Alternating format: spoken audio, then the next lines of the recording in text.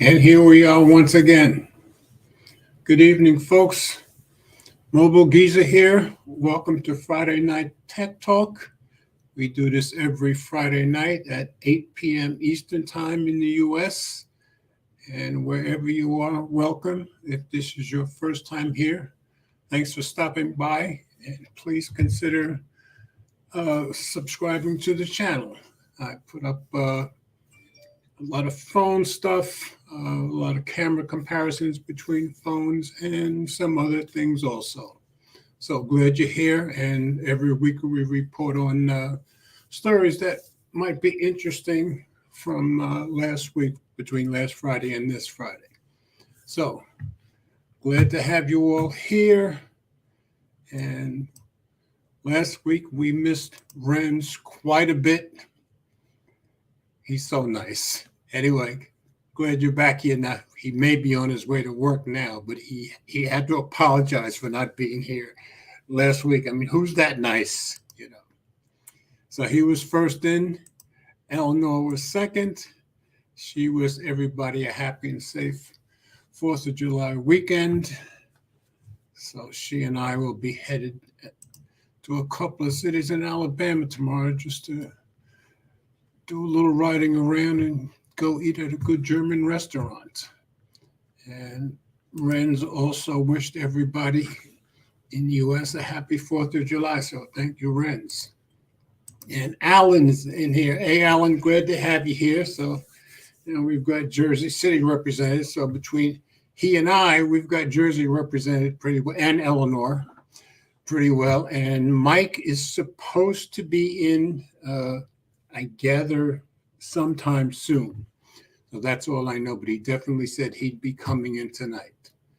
So it's kind of hot under the lights tonight. My studio room is right next to where the sliding glass doors are.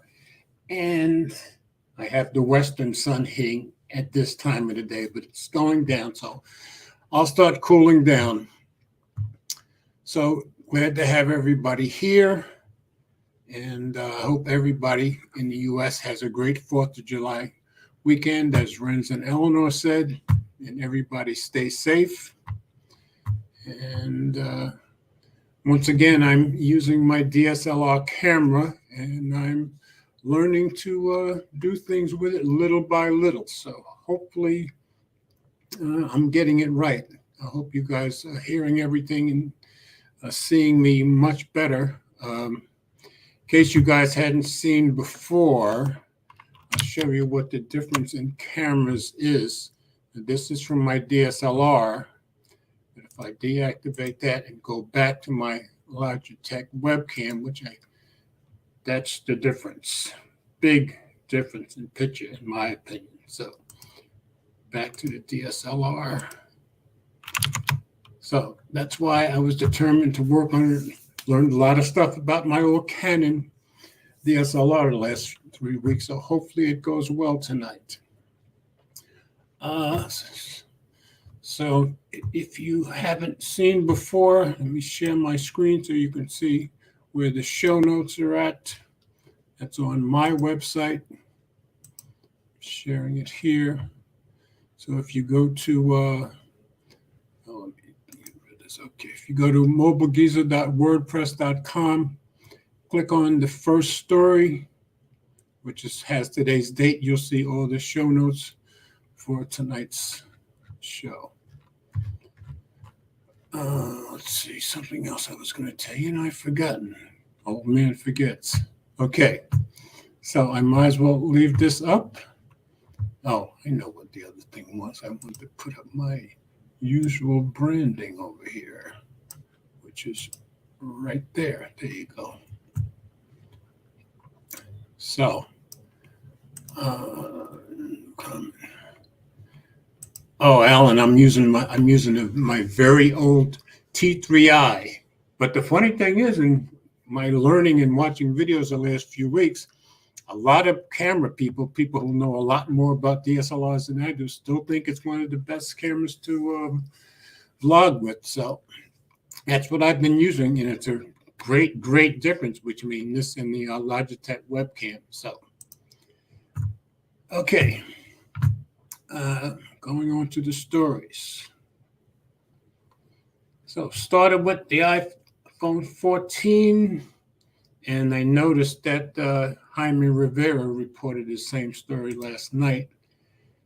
Oh, let me go back, and if you see, what I said was iPhone 14 Pro and Pro Max pricing.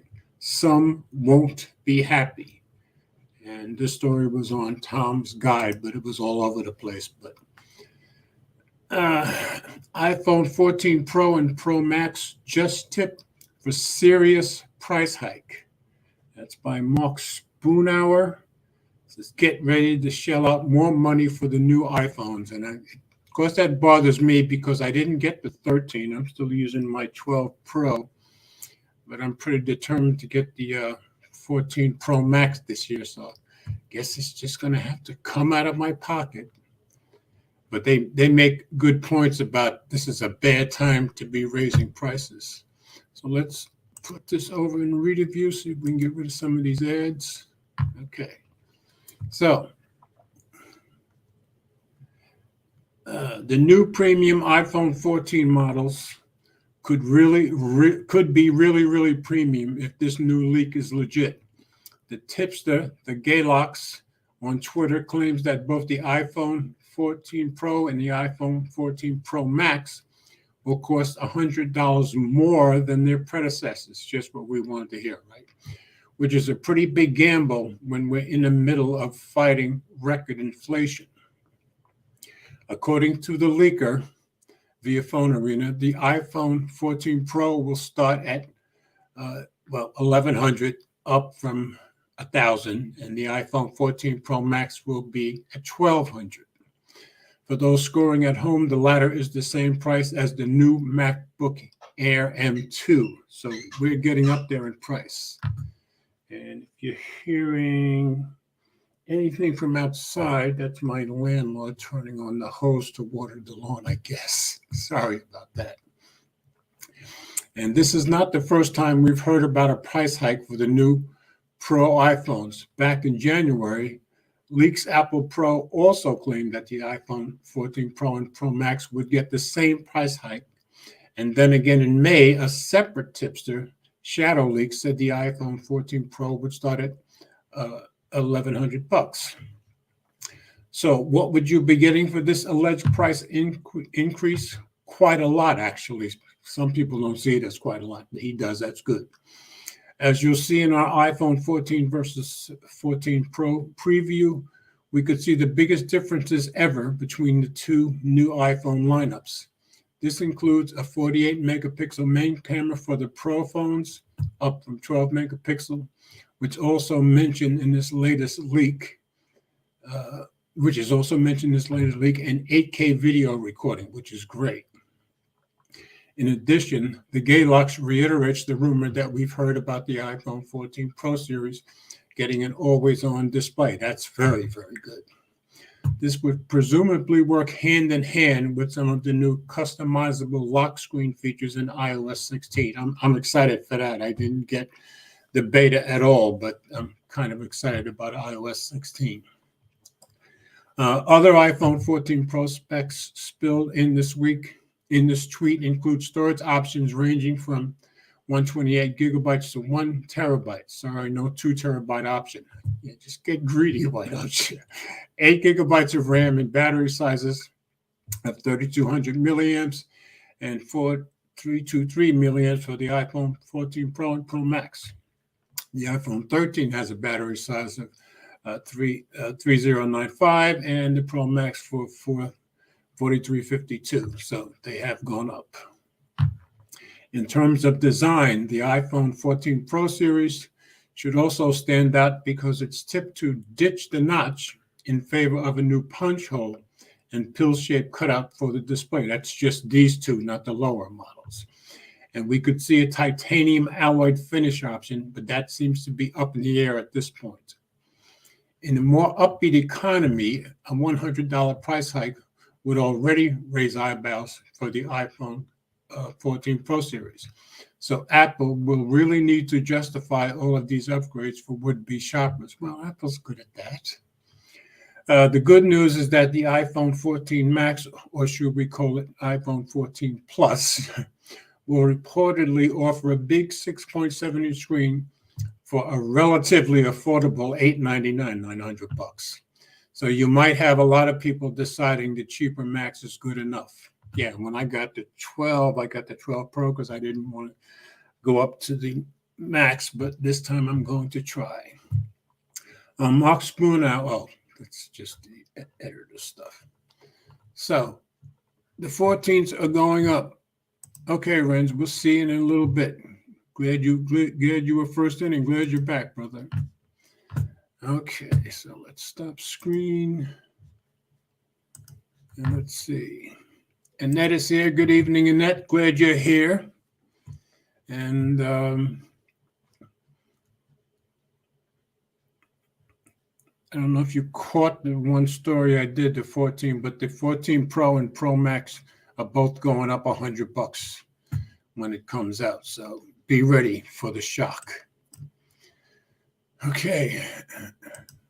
Yo, BG, glad to have you here, brother. Always good to see you. Okay, and if you don't follow BG Tech Life, check out his channel. He puts out good stuff all pretty consistently. So check him out, BG Tech Life. Okay.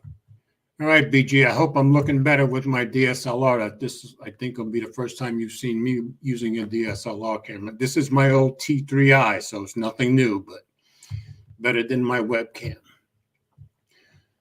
All right, so let's go on to the next story. And I'm watching for Mike to come in. He said he's going to be here. I don't know what time he's going to be able to get in, but he said he's coming in for sure. So, okay. Thanks, BG. Appreciate it. All right, so now we've got Jersey represented. We've got Baltimore represented. I don't know where Annette lives. And we've got Eleanor represented in the next town up from me. So we've got Jersey represented very well. Oh, good. Mike is setting up. All right, so I'm going to try to hold off a little bit before I pull up the next story, and hopefully Mike will get in here on it. And for those of you who don't know, when I say Eleanor and I represent Jersey, and then Alan, Phone Tech at Work, he's from Jersey City. So Eleanor and I were both raised in the same county that Alan's in, Hudson County, New Jersey. So I'm from West New York, New Jersey. Don't ask me why they named it that. But people, when I worked in New York for years, people in New York, they never heard of West New York. They said, where is that? And I used to tell them, go to the Hudson River at 42nd Street, look across, you're looking at West New York, New Jersey. And Eleanor is from North Bergen, which is the next town up. So when she and I are in here, you got Jersey represented, but when Alan's in here, he still lives there, so that's better representation. And that's in Southern Cal. Didn't know that, and that thanks for letting me know. So we're spread out around the country, and when Renz gets to work, we'll have the Philippines represented in here again. So for those of you who, see, BG don't know about Jersey. He knew about them blue crabs from, well, that's true. He's from Baltimore. I understand that. It's not a very much of a hike from where he is to Jersey, so I'm sure he's been through a few times. I was going to say, I forgot what I was going to say. Oh, fart. In case you haven't watched Mike's latest car vlog, he just got it out. I just watched it just before I went live. So if you check out the Joker Tech channel, he's got his new car vlog up, and he's got a new car. Well, he's got a new car for him anyway. So he's talking about that, and interesting car vlog. I guess he was on his way to work. And since I was up there, 2 weeks ago today, I see him doing this car vlog, and I'm watching where he's driving through the windshield. And of course, he went straight down the same road back to the Jersey Turnpike that I use. So that's already familiar to me, which is cool. Yeah, but he said, yeah, he's been through Jersey a few times. I don't doubt that. All right. Uh, okay, Mike did get in. And there you are. He's Hey, wearing his T-Mobile apron. I gotta break out the goods, man. It's time to barbecue, dude. Are Come you allowed to on. wear a T-Mobile apron when you're using Mint Mobile? Yeah, well, that might be changing too. We'll talk about that. Oh, because you just said good things about it in I, your call you know, log. yeah. Well, oh, I unplugged myself. Hold on a second. Yes, Mint Mobile is good. Hold on. Uh-huh. There we go. Can everybody hear me? I hope the fans aren't killing it. You sound very good. You sound very good. Okay. Well, anyway, Mint Mobile's great. Hands down, it is probably the best thing you can do for a phone service because you pay it all up front and they give you the best price for paying for the year. Okay. I like to announce that I just bought a car, as everybody Right. probably knows. Right. That $180 up front, and I think it's going to be $200 with tax. Right now, I don't have. So, but if some good people would hit me up and try it out. Right now, I know they're having a promo, unlimited for 3 months for $15, unlimited data. It's Okay. more of a 3-month test drive. Mike's going to I like that. Mike's yeah. Let me tell you, let me tell you, we need John back, folks. I think we need John back personally, but that's a conversation He for gets another on day. about once a week on Twitter and does a live, but I don't follow them much. Yeah, well, I think he's just he's trying to be John, not John from T-Mobile, and Yeah, and that's I true. get that, but I think John made it fun.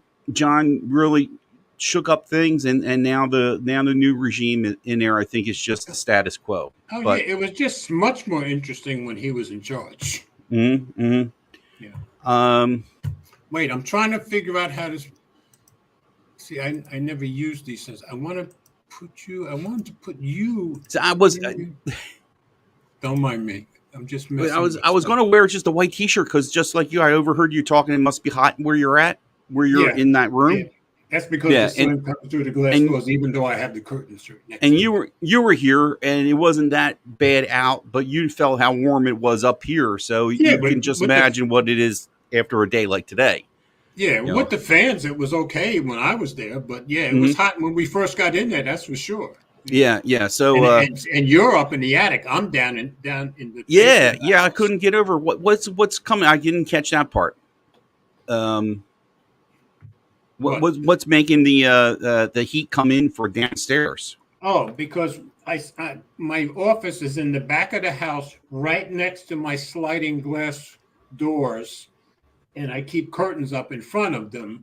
But in the Mm-hmm. afternoon, this is always the warmest room in the house because this faces west. So when the sun's Okay, going down all afternoon, the sun is coming into this it's room more beating than on any that other part room of in the the house. house. Okay, Yeah, okay.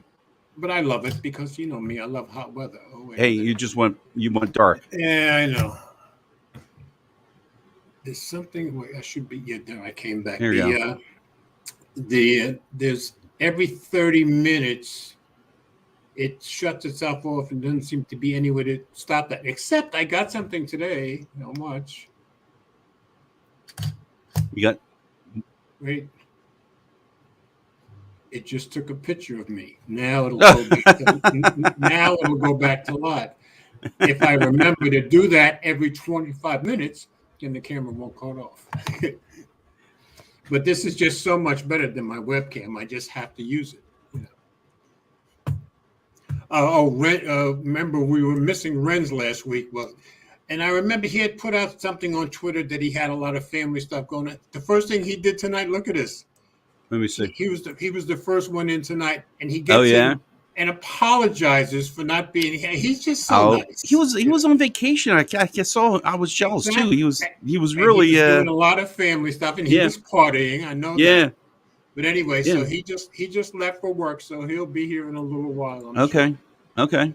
And we got BG in here tonight. We got Alan from Phone Tech at Work in here tonight. We got Annette from California. Eleanor, I think, is still in here. Hello, So Eleanor. We're doing pretty good. So you want to go on to? I did the iPhone 14 raising prices story already. You want to do the next one? Well, let me find the stories first. Let me see something.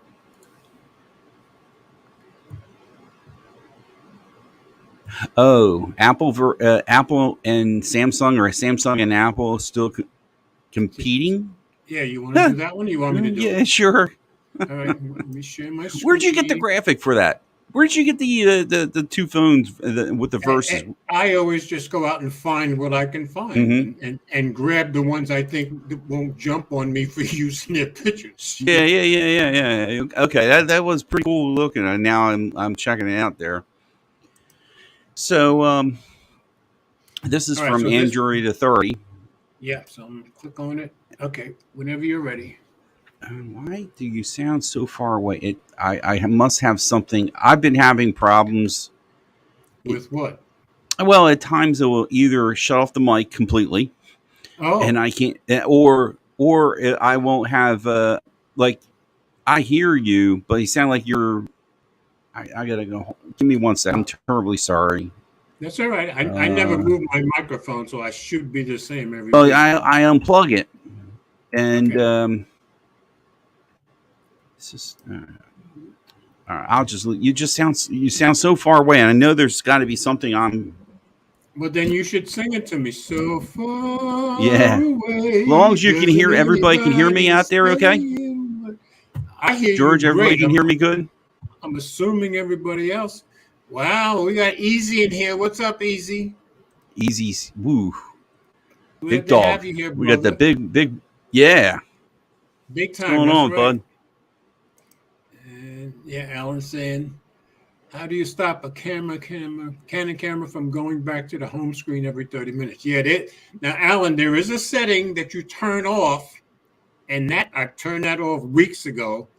But when you're live streaming, I have to hit that button to take a picture at least once every 30 minutes. Otherwise, you gotta take a picture. That's what I just did. You took a I saw that you took a picture, but you have to actually. That's just so the camera's active. That's all. That gives me another 30 minutes. Now here's Easy saying, use Canon streaming software to stop at 30 minutes. And I was going to download that software, but I watched 5 or 6 videos on it Tuesday, and one of the guys showed the difference in quality, and as soon as you use the Canon streaming, the quality got a little less, and he showed that a couple of times. He showed the difference, so that's why I didn't use it, but I may end up using it. Yeah, we'll see. I will say it is a lot sharper. I didn't realize, that other webcam was pretty good. Yeah. Did you see the? Did I show you? Did you see the difference? I caught it while I was setting up here. Yeah. Okay. Yeah. It's a big difference. Yeah. It is. All right. You ready? I use it on stream. He's been using his to stream for years, so it's one of those ever-ready batteries that never stop. The difference between Easy and I is he's a real expert at all the camera stuff. I am not. So Easy knows this stuff in and out. I'm trying to learn how to edit on the phone, and exactly. I kind of gave up because I was running out of time. But I think I found something. I just got to devote more time to it, and that's the thing. You got to devote some time to it. I was surprised that you said on Twitter that you were doing it again. I said to myself, well, he's determined to learn how to do this. Because I am, and it's a good thing to learn. And also it's able to make me be able to be more, not just I get a video out on said day, but on a said time. Right. I feel that has bonus to it. It just, everybody can set their watch to it. If you can, know that your video drops between, 12 and 2, and you get yourself a following that anybody can get a following, and they can count on that my video is going to be there. When it's supposed to be. Yeah, I understand. And I mean, I had time I had some time at lunch, and that's when I really got, I started really digging into it. But then before you know it, lunch is over. I got to go back to Yeah, work. exactly. So, but if I can master it, I can do it and do it on my lunch hour and pop it out. You need some tutoring from Anthony at My Project 13. He's the expert on that stuff. Mm, mm. Yeah, definitely, definitely. Yeah, I found a channel, and I have to go back and look and see the name. There's what app was it? This looks pretty promising. This app, InShot. Oh, I don't know that one. I Yeah, and it had, a lot of people like power directors. yeah, I see that, but believe it or not, this InShot had a lot of great reviews, and it seemed to me it wasn't like hokey reviews. It was like the real deal. And I Okay, found cool. some YouTuber that it seems like a lot of his channels based on how to do videos Okay, good. on there. Let's see. So by next week, we expect some expertise out of you with InShot then. Mhm. No Yeah, pressure, no pressure. yeah. I got to get back on my MacBook. That's my other alternative. Get back that MacBook and get that going too. I've been a little preoccupied, so I got to get that going. That could something I could throw in a bag still and take to work and work on the videos that way too. So So you of want me to course, get into the story here? you know what you did to my musician's mind, right? Oh boy, I go got to ahead. get back to the Mac. Okay, that's where my mind went immediately. You know how my mind works, or doesn't. Yeah, music and puns. Music Exactly. and puns. All right, So, whenever you're ready. oh, here we go again. Apple exec gets nasty. Says Samsung ripped off our technology. This is from Android Authority, but I think this was really from some other source too. All right, wait, Uh, I'm going to read a view to get rid of the ads. Oh, yeah, and I know. I just so know. you know, I'm getting killed. folks. I'm getting killed the same way here too. I'm trying to click them Okay, off and all. just so you know, folks, as you get that, if you follow the story on the website, as you get down there, if you click on where it says you can watch the 21-minute documentary for yourself here, it's 20-minute documentary on Apple, and it's kind of worth watching, I think. So just wanted to let you know. But All right, in Mike, this whenever you're piece ready. here, George. Yeah, Is but I'm not going to show it here. no. Right. Okay. All right. So it's by I recognize this gentleman, C. Scott Brown. I've seen him around before, so he does some good stuff here. Okay, good. They took the innovation that we had created and created a port copy of it and just put a bigger screen around it. Now this Yep, is, I guess, that's what he this said. is. Those were his exact words in the video. Mm, um, anyway, the TLDR in new documentary short, an Apple exec slams Samsung. The exec accuses Samsung of copying the original iPhone and just putting a bigger screen on it. Apple eventually released iPhones with larger screens because of Samsung's marketing success. Oh, and by the way, if you do watch that 20-minute documentary video, the story makes it sound like it's all about him slamming. It's only a little bit of him slamming Samsung, but it's a pretty good documentary. And that's typical, though. Typical Exactly. Yeah, reporting. They find the one thing that's going to get eyes on it. that's their The clickbait. Yep. sentence in it. Yep. So, the long battle between Android and iOS continues on. Unfortunately, even though it's getting pretty old, although so-called Android fanboys get a lot of blame for carrying on the antagonism, Mhm. Apple certainly isn't innocent in this fight. Case in point, today, the Wall Street Journal published a documentary short looking back on 15 years of the iPhone. What do you mean by what's the Mac rumors? Is that Oh, giving credit? That's who they're giving credit to. Yeah, I usually just skip over that stuff. Okay.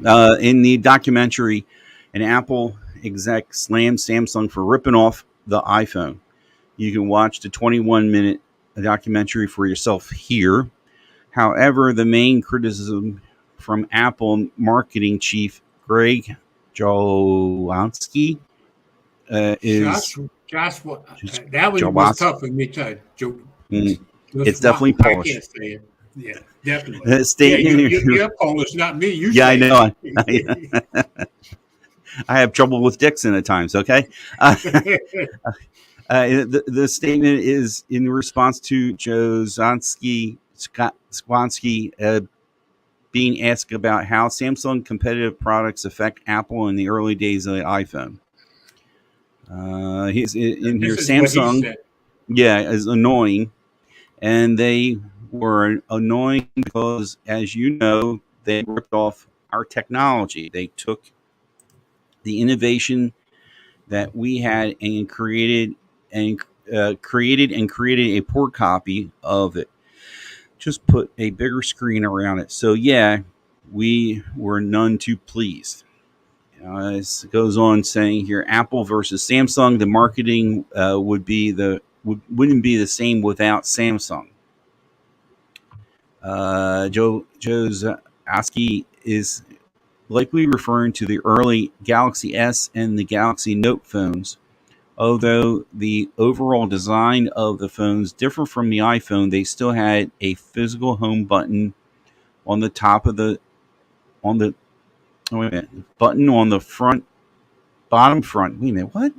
They still had a physical home button on the. Oh, they did, didn't they? I forgot about that. Did. Yes, but what the? Okay, I'm thinking of the power button at the top, and a display above it. Apparently, display about. I'm sorry, folks. Apparently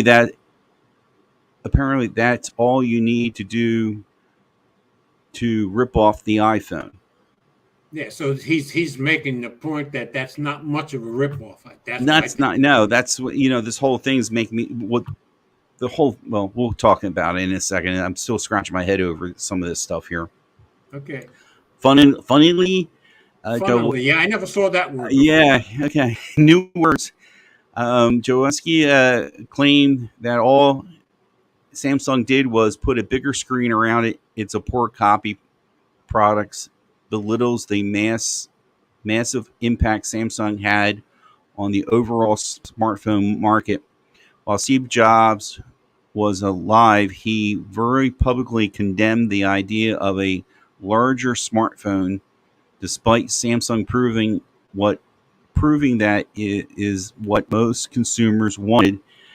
When you fast forward to today, you'll find the market saturated in enormous phones. Some of the Apple's most popular iPhones in history were the first ones to offer a larger display, the iPhone 6 and 6 Plus, and is almost like an iPhone. Buyers were apparently waiting for the opportunity to finally get a bigger phone.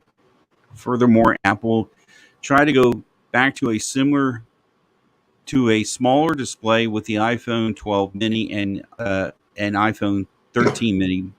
Both models are the worst selling iPhones in the past 2 years, and rumors suggest that Apple will abandon the mini line completely this year.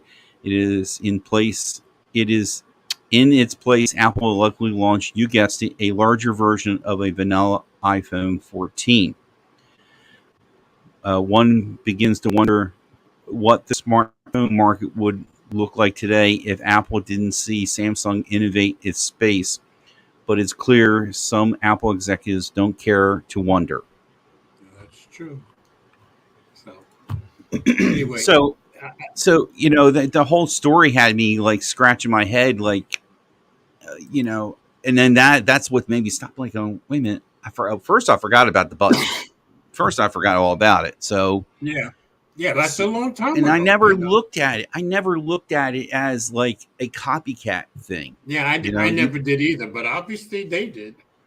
I mean, even though he only says a little bit in the video, you can see he was really serious. He was really pissed.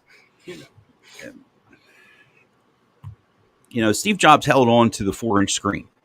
Yeah, he didn't think anybody would ever need a big screen. Period. Right. Now, to Jobs' credit, did he know that he was holding it up to go to a big screen to the point where the masses was so large for a demand?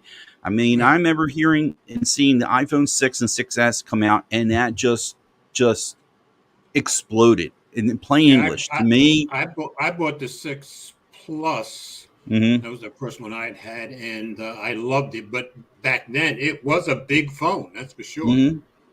Well, then again, so was the Note for the time too. So that puts it about the Exactly, and Note 4 and or it's the 3. Note who got this thing. But keep in mind, all of these big screens came because people on the Oriental side, over in South Korea, over in China, they loved the big phones, and that's where the big phones really started because they loved buying those big phones, Mm-hmm. and then they finally got accepted over here. But I remember when we first started getting the other big phones outside of the Note, a lot of people here complained in the U.S., but then it finally got accepted.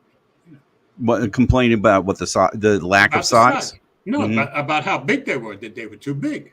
You They know. were too big. Oh, okay. Yeah, But because in the you think beginning, that the you only think that people was a that liked big phones were the people who had the Note. You know. Well, you think that was a pivotal moment for iPhone when the 6S and this 6 Plus came out? Was that a moment that I think it was because I remember when I got it and I hadn't had an iPhone. I'm like, wow, this is a big phone, which I enjoy. I like big phones, but right, at the time, right, even I had to say, yeah, it's a big phone. right? But then was the Note bigger? I think the Note was bigger The for the Note, but time. I think the Note was bigger, but not all that much bigger. Mm-hmm. But of Mm-hmm. course, you're dealing with the old man's fuzzy memory. So Well, yeah, but still, it I don't know. It seemed like that was the moment that a lot of mistakes Android did as far as complicated. This is where the it's easy factor started coming into its right, own, and then you yeah, give the masses the size phone that they want. right. Steve Jobs wasn't no dummy. Let me just, No, we no, all can and I agree and he was I no and I dummy. think and I think to this day, had he lived when he saw what was happening, he would have came out with big phones probably before that. Would be my Hmm. guess. You know, Hmm. because he was a very smart businessman. Oh, Brian, Brian's here, and as always, thank you, Brian. You're very kind, thank you, sir. I always Brian. appreciate it. Glad to have you here, brother. All right, we ready to move on? Yeah, yeah, yeah, yeah. All right, I'm going to share screen. And this one, I noticed Lady Red was talking about this in her live stream last night. What's that? TikTok. Oh, no way. Yeah, she was talking about it too. Yeah, it's kind of a big deal because remember, Trump wanted to get rid of them, and now the Democrats do too. So we got both sides coming after them. FCC So this, commissioner demands Apple and Google remove TikTok app. yeah, I'll take this one. This is on Tom's Guide again. So yeah, the FCC commissioner demands, not asks. They want it removed from the App Store.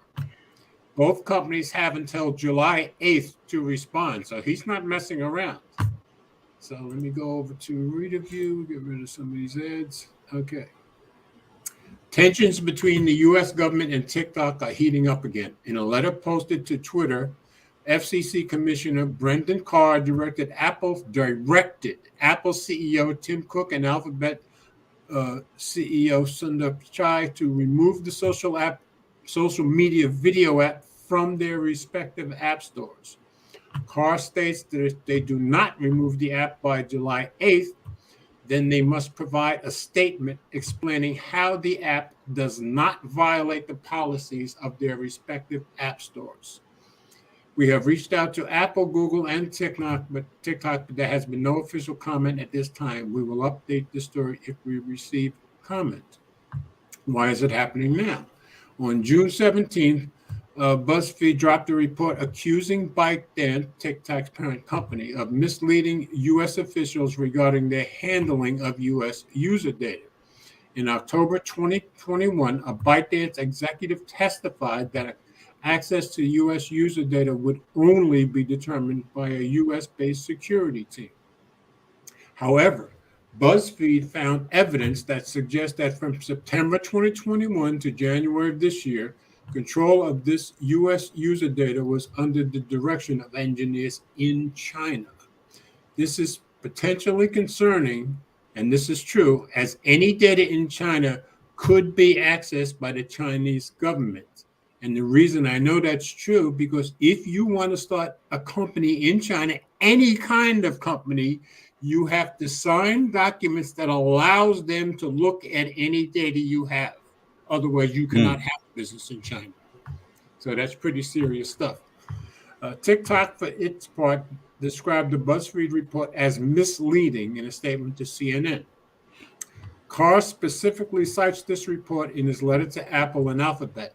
He goes on to state that TikTok represents a serious national security threat and highlights several examples where TikTok potentially violated the policies of Apple and Google's respective app stores. Sure, I'm sure he wouldn't have even brought this up with them if he didn't have the evidence. On the same day as the BuzzFeed report dropped, TikTok announced that 100% of U.S. user traffic is being routed to Oracle Cloud Infrastructure. So that's okay because it's an American company. Carr acknowledges this in his letter, stating that while traffic is being routed to Oracle servers, there is no guarantee that the data on those servers cannot be accessed from elsewhere, including Beijing. What happened last time the U.S. stepped in? If drama between TikTok and U.S. government sounds familiar, that's because it is. Back in 2020, former President Donald Trump attempted to force ByteDance to divest from TikTok's U.S. operations. That's true. This led to rumors of a sale to Microsoft, which ultimately collapsed. That's right. Microsoft got real serious about it. And a rumored sale to Oracle that ultimately collapsed as well. In the end, nothing substantive happened. Nothing substantive came from this attempt to force ByteDance out of TikTok in the U.S. However, it did begin the partnership between ByteDance and Oracle that has led to U.S. user data for TikTok now being stored on Oracle Cloud Service. How does this impact users? It doesn't really.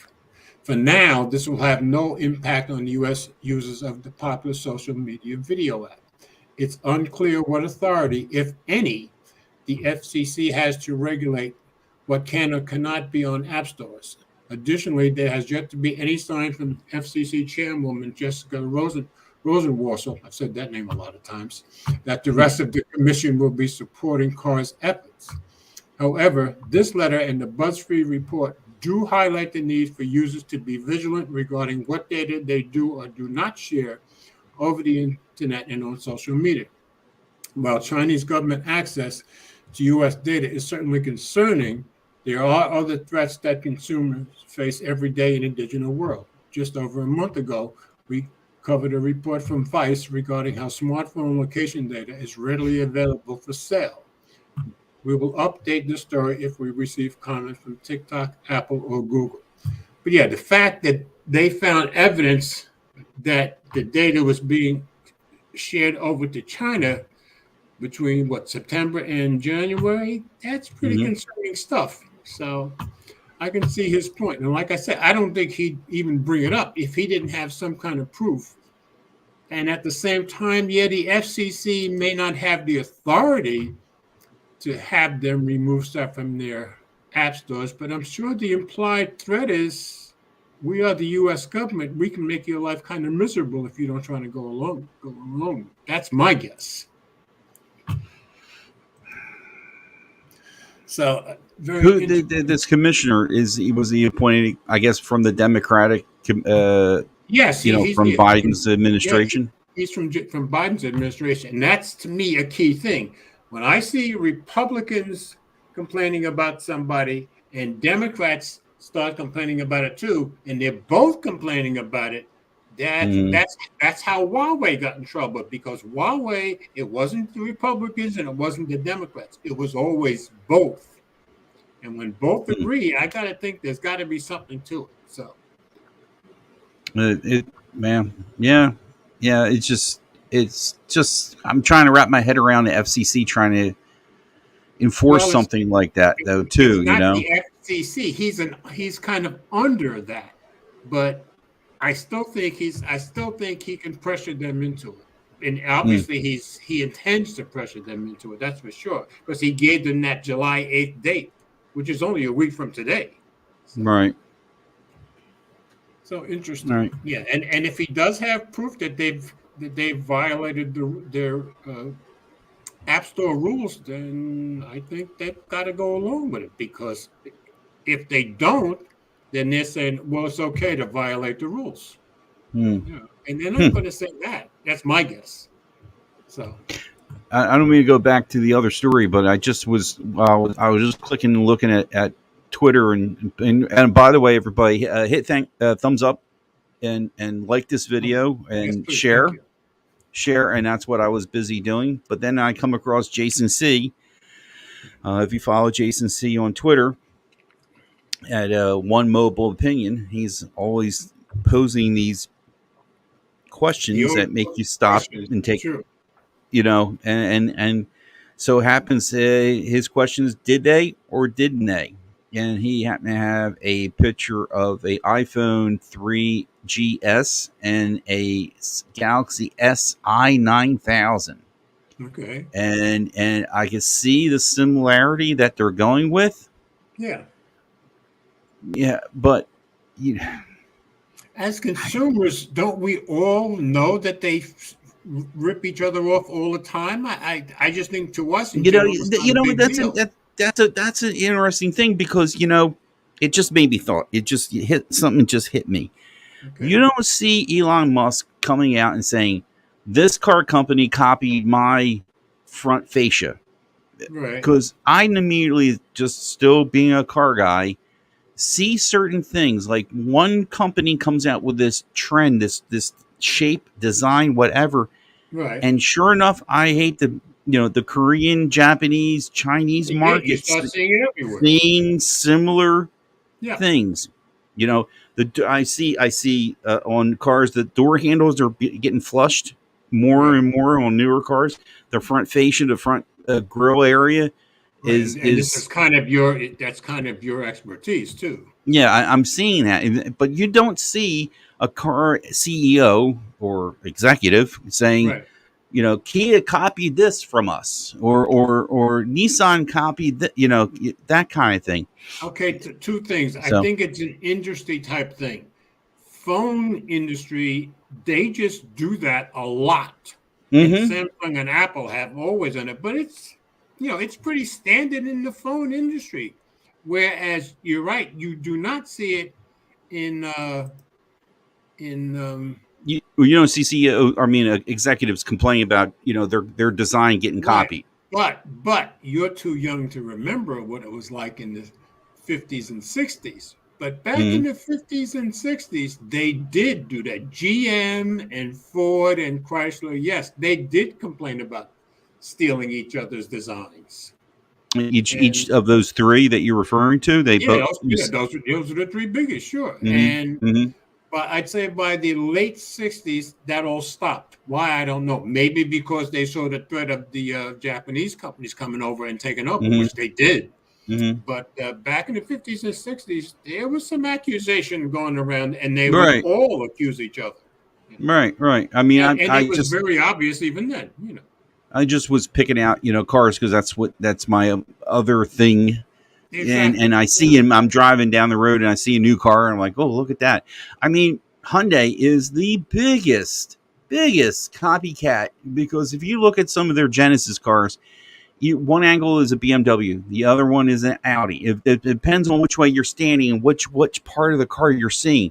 They came out a few years ago with a oh boy, he timed out. They came out with the Genesis came out with an SUV, and darn if it doesn't look like part Audi, part BMW also. And I'm like, it's just straight up taking body lines right from those car manufacturers. It So shows you that I work for Enterprise, because we had to go to Infinity today to pick up a couple of cars, and we went right by a Genesis parked right next to us. I paid no attention to it whatsoever. mm-hmm. Yeah. So, but the comments that in Jason C is, did they or did not copy? Well, they But probably did, is my guess. I just but think but as I don't know. I consumers, still don't we think never I don't care, do feel we? I don't feel that they straight up copy the whole thing. They maybe took something and improved it. I mean, then let me ask you this. I mean, if the headphone jack left, then are they really copying? Because they eventually did drop the headphone jack. Is it Well, because of that's that? true, You know what I mean? and that's one place where I think everybody did copy Apple because Apple Well, got rid of the headphone jack. yeah, right. Everybody gets rid of the So why headphone is jack. he complaining about everybody else I doing that agree. too? I agree. I agree. You I know. agree. Well, it So I mean, sounds it's like something. watching the video. It sounds like he was there when the Galaxies first came out, and he is still stinging from his perception of it. That's what it sounds like to me. No. But he's very, in those few moments that he talks about it, he's really upset. You can see that. So does that mean the CEO or executive from Samsung can complain when Apple eventually will come out with their own folding Well, device? let's hope they don't stoop to the same level. Mm. Yeah, and Brian, it makes a good point. Of course, that's what they did to make money Yes, with yes, the this team. is true too. But when they first, as Yes, always, Rins, thank you, sir, very much. You're very, very kind, sir. And he wished everybody a happy 4th, which is Apple's very nice. smarter because their AirPods work better with their iPhones. Yeah, yeah, yep. So I think I'm wearing my Samsung earbuds right now, and I think they work great with anything really. here, let me model this while I go get me my drink back here. I this table I'm on here is you saw it's a little wobbly, and I don't want to spill my iced tea. So Right, right. Now, when you're modeling your apron, aren't you going to play some modeling music? If I knew a modeling song, I would, but I don't know one. my wife, when she sees this, she's gonna go, "Oh my God, Mike, what'd you do?" Well, Oh she should. man, Well, I would think you can do no wrong for at least a few days. You got the car. go yeah. Take advantage while you can. Oh yeah.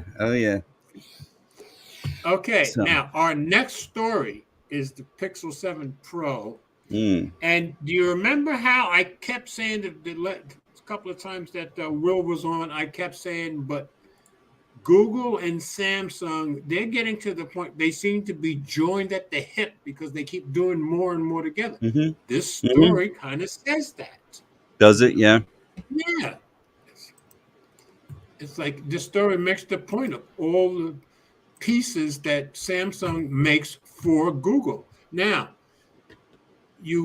I think we can both read this. This ended up being a very long story. So you want to Okay. start and I'll take over when you Sure. want to. All right. So this was on Pixel 7 and this was on Phone Arena. Mm-hmm. Yeah. So I'm going to click on it here. Okay. So whenever you're ready, and I'll switch over to read a view as soon as you read the title. Well, this is from Phone Arena from Marvin Flippy. I'm sorry, Philippov. Okay. That's what I was. Pixel 7 and Pixel Watch Samsung Google alliance gets stronger and could be a threat for Android. Yeah, I don't get that last part, but you'll see as we read the story. All right, Samsung. Samsung and Google and Samsung. Although some might assume so, I wouldn't say the two companies are in a love-hate relationship. I think it's more of you need me, I don't need you sort of entanglement. But let's get into it. The Samsung Google collaboration was a very long way since their first smartphone project dating back to 2009, 2010 when Samsung made the first Galaxy. This one, of course, ran on Android, which was made by Google, or if not exactly made, at least commercially sponsored by the company. At the time, Samsung specialized in pretty much exclusively in hardware, Google was sat on the opposite end of the spectrum with Yeah, expe- that's not you. That's just bad writing. That's all that is. experts in software and data. So let me pause here for 1 second. Who really made the phone? So in other words, Samsung made the phone, the physical phone, and then Right. they didn't even worry about software. Is that what they're suggesting? They just let Google. I mean, I knew there was a That's my Nexus impression device later that on. Google handled the software and Samsung handled the Hmm. hardware. And This of is course, they before, I mentioned how guess. they did the same thing with HTC and Right. and Okay. LG. And so go ahead. Then it says, and then whenever it was thanks to witnessing the iPhone's successful example or not, both Samsung and Google quickly realized that good hardware doesn't go a long way without good software and vice versa. So they slowly but steadily starting dipping their toes into each other's waters of expertise, and of course their paths were destined to cross again and again. And just a brief second here. This is where sort of the hurt that Android put themselves into. And then when that pent up thing I talked about earlier, they finally got the device, because Apple software, granted, might have its flaws. So many people talk about, they've been a long time iPhone user, and their first comment out of me was, well, yeah, I had an Android, but it's so problematic, or it didn't. This obviously, what they're is he not basically saying the software was a little spotty Well, in that it's in those but it's the comments? same old thing. It's so many companies making their own versions of the phones. Where Apple, Mm-hmm. nobody but them makes Mm-hmm. it. So now, Well, we know that, but yeah. and even when I didn't buy iPhones, when people would ask me about phones, I say, "You want a phone that just works? Get an iPhone." Period. Mm-hmm. You know. But I think So it's gotten a lot better, don't you? yeah, what the software? Oh yeah, it's the word mature was kicked around a lot about Android 10 and 11. Yeah, exactly. So Yeah. that's what went on here. Continuing on, speaking of the competition between the two tech powerhouses, Google's Nexus and the Android market, now Google Play Store. Samsung had the Galaxy Store. They still have their Galaxy Store. That's true. Samsung had its own Hummingbird Chirps, now Exynos. Oh, I didn't chips. know Oh, that. no, I did not know that.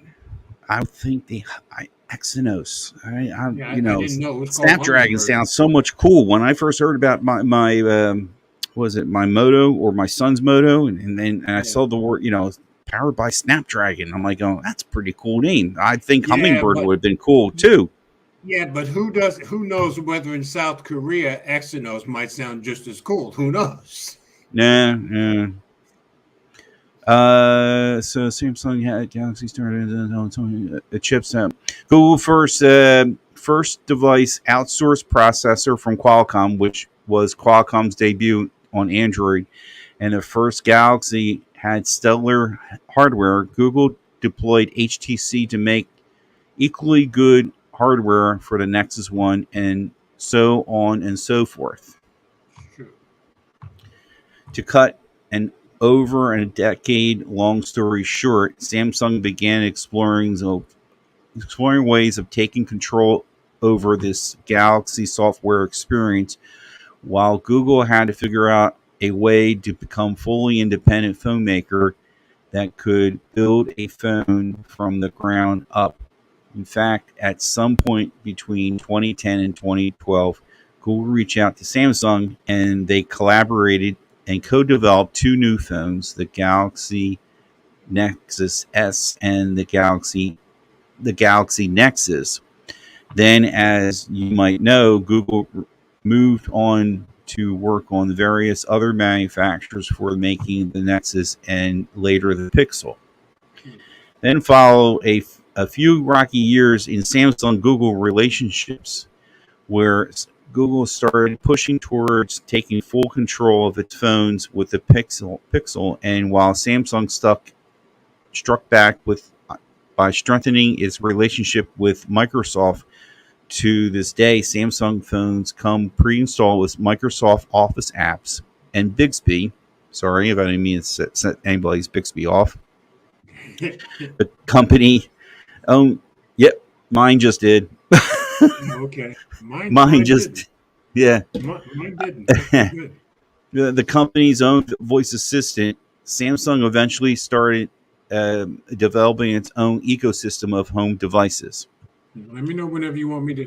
That's fine. Yes, Samsung and Google mending a broken relationship and partnering up against the competition, but also against each other. It's true. It's true.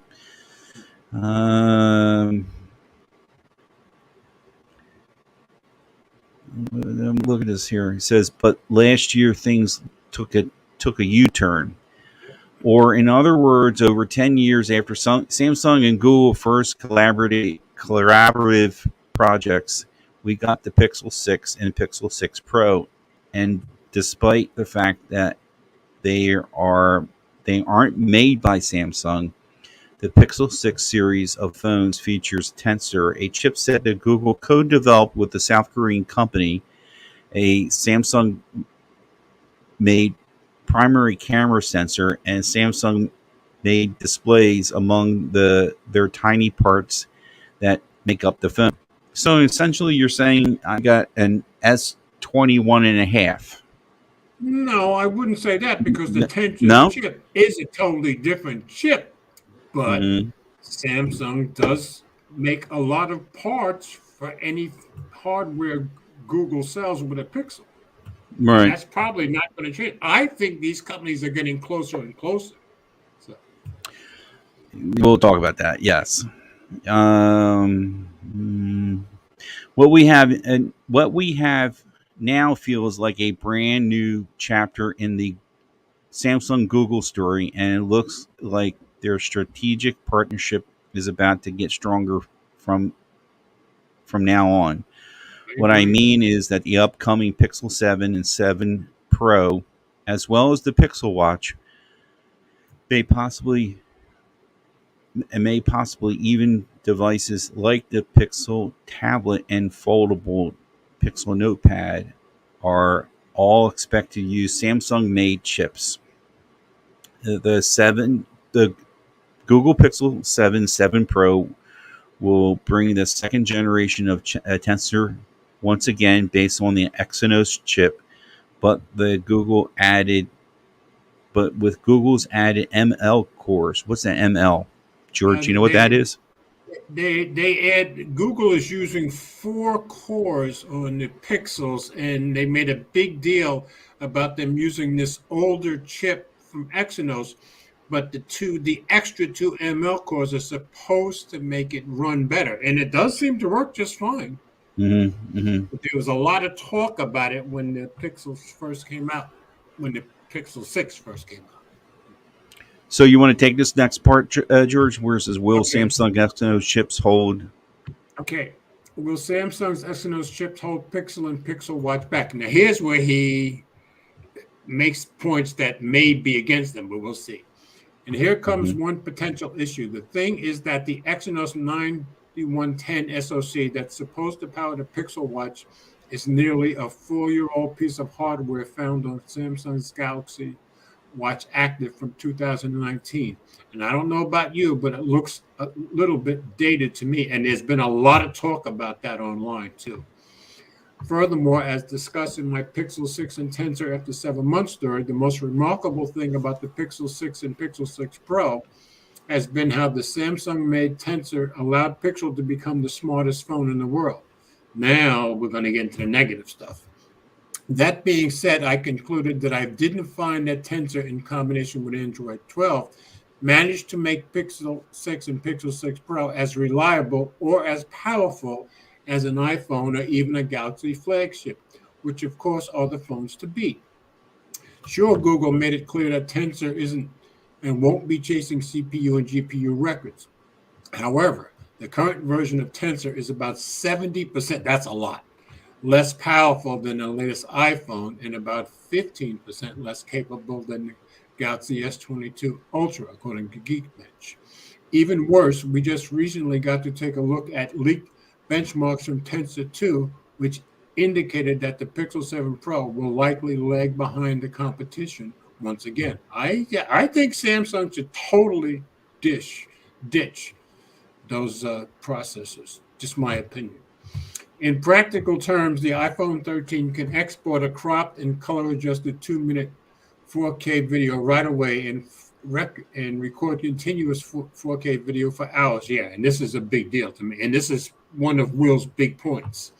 While my Tensor-powered Pixel 6 Pro took between 20 and 30 seconds to export the same clip, yeah, and Apple can do it instantly, and stops recording 4K video after about 20 minutes because of overheating. The iPhone can get even hotter than the Pixel, but won't stop recording. I agree. And I think that's Samsung's chip. To add to the mix, the original Tensor in combination with Android 12 seemed to be extremely power hungry. Despite having the same battery side as the Galaxy S22 Ultra, 5,000 milliamps, the Pixel 6 Pro lasts about 20 to 25% less on a single charge with real-world use. I didn't know that. And about 40% less than compared to the current battery life champ, the iPhone 13 Pro Max. Didn't know that. All of this leads me to believe that despite the strategic Samsung alliance, there might be better alternatives for Google when it comes to chipsets, but also that a stronger Samsung partnership might turn out to be rather harmful for Android as a whole. So let's talk about it all. And here's where it gets real serious. Is it too late for Google to move away from Samsung? And can MediaTek be Google's future chip partner for the Pixel 8? So here's stuff about the MediaTek Dimensity 9000. And of course, everybody's been raving about that chip. Mm-hmm. So to reiterate, Google's long-awaited original Tensor chip turned out to be not all that original, but also certainly not as powerful or as power efficient as expected. Despite the fact that Samsung and Google's first attempt doesn't seem to have lived up to the expectations, we already know that the Pixel 7 and Pixel 7 Pro will use another Samsung transformed Exynos, which will end up being Tensor 2. I think using Exynos is a really bad idea, but I'll get the Pixel 7 anyway, probably. The thing that is that after seemingly having shut the door to Qualcomm during the launch of Tensor, Google said that Qualcomm's chips held the Pixel back. Moving away from using Samsung as a chip supplier and abandoning the strategic alliance might turn out to be trickier than expected for Google. But there are options, and one of them is called MediaTek. Not sure, the Taiwanese chip maker doesn't have the greatest reputation when it comes to their past processors, that's true. But it seems like the times have changed now more than ever. MediaTek's continuous push for improvement seems to finally be paying off. Yeah, there was a time when I wouldn't touch anything with a MediaTek chip. Now I'm dying to get something with that MediaTek 9000. Today, the company's Dimensity series of chips deliver performance that's as stable as the competition's and often even better, at least according to benchmarks. The company's latest original processors have been used in a number of phones with great reviews and reputation. And this is probably not something we would have been able to say 5 years ago. No, I guarantee you wouldn't. But here we are. Some of the examples include the OnePlus Nord 2, OnePlus Nord 2T, which doesn't impress me. But now, when you get to the Honor 70 and Honor 70 Pro, now you're starting to impress me. And of course, Vivo's X70 and X80 series of phones, which everybody says are awesome phones with the best photography on the planet at the moment, which also happen to dominate the market when it comes to photography, which should appeal to Google. In fact, we've even heard rumors of future Samsung flagships, including the upcoming Galaxy S22 FE, that might switch to using MediaTek-made chips instead of Samsung's own Exynos processors. Yes, but the thing is, they're going to put the lesser MediaTek processors in the FE. Now, Oh, of they're not course, going to put that in there. That 9,000 one they're talking no, about. no, No. they're good to be using. Yeah, so the other MediaTek processors, I still think might be questionable. But yeah, the 9000 series is the way to go. But yeah, and Samsung, there was stories a couple of weeks ago that Samsung might start using MediaTek for the S22 FE because of not chip availability, basically. The Mm-hmm. same problem as everybody else is having. But it's Mm-hmm. still very interesting. MediaTek's Dimensity chips can outperform their Samsung, Qualcomm, and Apple counterparts when it comes to sustainable. Yeah, this Dimensity seems to beat them all. So let's talk about performance. Take the 4-nanometer Dimensity 9000 chip, for example. According to Geekbench, it outperforms the Snapdragon 8 Gen 1 by some 15 to 20%. Wow. When it comes to raw CPU power, and then Tutu said the two chips are on par when it comes to GPU performance. But benchmarks on everything, right? A No. real-world test by Golden Reviewer, a reputable Twitter and YouTube tech enthusiast, shows that the flagship Dimensity 9000 and mid-range Dimensity 8100, now this is interesting, chips outperform the Samsung and Qualcomm rivals when it comes to sustained load. So that I gather this 8100 chips must be pretty good too then. The cherry on top is that MediaTek's latest chips managed to top Apple's A15 Bionic from the iPhone 13 Pro when it comes to average frame rates while playing Genshin Impact, one of the most demanding mobile games, 53 FPS for the Dimensity 9000 8100 versus 49 FPS for the iPhone. So yeah, they beat them. MediaTek Silicons also seem to be better optimized for gaming as a whole, as their overall performance is maintained for longer gaming sessions compared to both the Galaxy S22 Ultra and iPhone 13 Pro Max. I want to interrupt you for 1 second about the gaming and the performance. Right. Trying to make a long story short. So my son calls me up and says he thinks his phone's having a problem. So Pop here goes and starts researching phones for him. And I wanted to get him, he's really comfortable with LG, I think.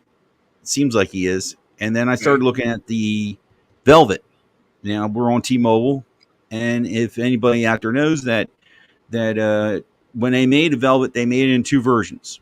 The T-Mobile version had the MediaTek, and all the other ones were the Snapdragon. And I think they were the 765. And they were for AT&T.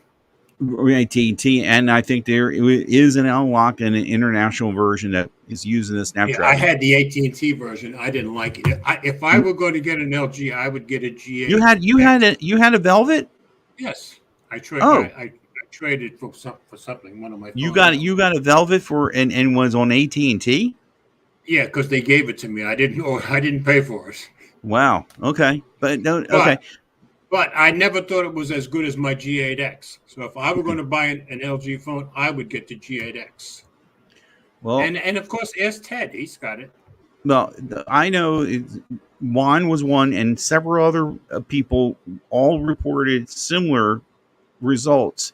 And especially when it came to gaming, there was a definite noticeable difference because the T-Mobile variant had the better performance. Okay. And of course, Juan being rendering video, it had a faster time. I think this is where it started, where MediaTek came out with a chip that was, okay, we're going to build it around this Velvet. It was good for gaming, yeah. And it was good for gaming. It was good for photography, and it was noticeable. The Velvet photography was okay. It wasn't all that great. Wait. Wait. We got a couple of.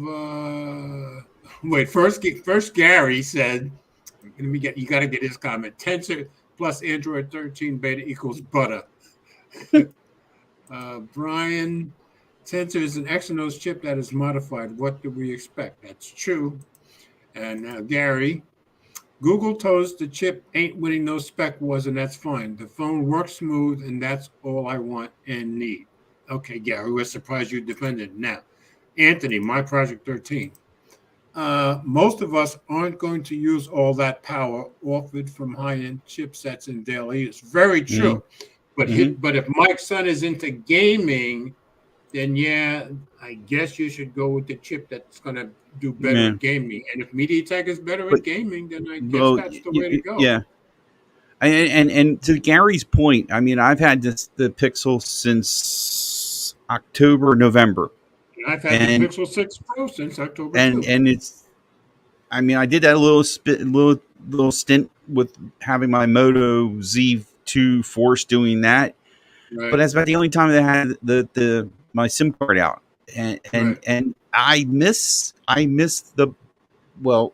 Gary says that with Android 13 beta and Tensor was butter. I got butter right now. Right. I feel I can't.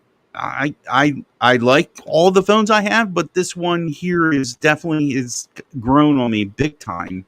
The Pixels, And a yeah. little Now software. I love my Pixel 6 Pro, but if I had to choose between that and the S22 Pro, I'll take the S22 Pro. And then you read the horror stories that you hear about people talking about, it's doing this, it's doing that. Yeah, I've seen plenty of that's comments. true. And I haven't had none of those problems. I've got the No, Pro. You've got the regular. Eleanor has the regular. None of us have had any of these problems. Um, Jay Will, he hasn't had any of those problems. hmm I don't know where these people are coming up with all these problems. You would think yeah, I one of know. us would have a problem with it, you know. Yeah, I know. Brian So I says, don't I know. think most people think the hardware is overpriced if it is less capable. And yeah, you're absolutely right. And I probably would be one of those people. I could be wrong, I think the but hardware yeah, is that's how my overpriced if it mind has goes been capable. Okay. there too.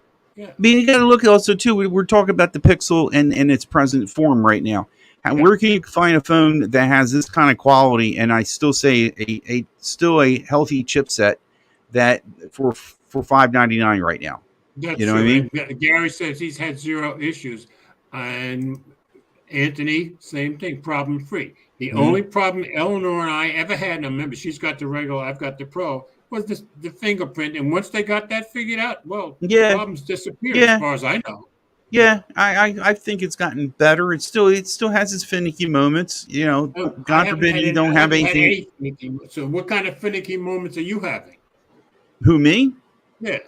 And my finicky moment is when I got a little wet, a little sweaty, a little dirt on it.